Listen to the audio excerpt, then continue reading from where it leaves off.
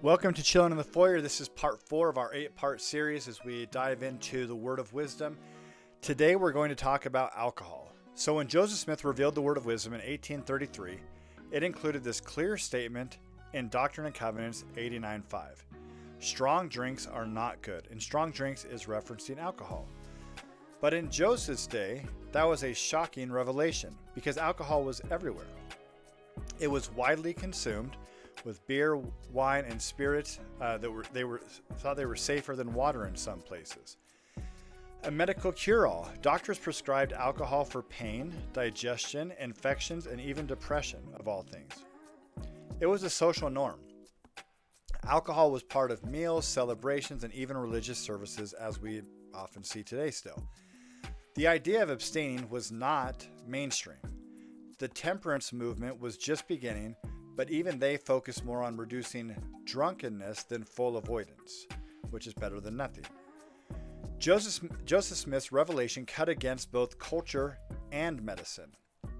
Just like tobacco, which we talked about, it took decades before science confirmed Joseph's counsel. So between the 1920s and 1930s, studies tied to alcohol and liver damage and mental illness. In the 1930s and onward, addiction research has confirmed again and again alcohol dependence. Alcoholics Anonymous, for example, was founded in 1935. In 1988, the World Health Organization classified alcohol as a Group 1 carcinogen, the same category as tobacco. Today, alcohol is linked to cancers, liver disease, accidents, and over 3 million deaths annually, according to the World Health Organization, and that's worldwide. So, once again, what Joseph warned against was only validated nearly 100 years later.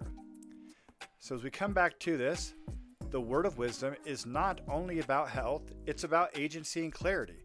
And you think about this, that oftentimes alcohol dulls your judgment, it weakens self-control, and it damages families.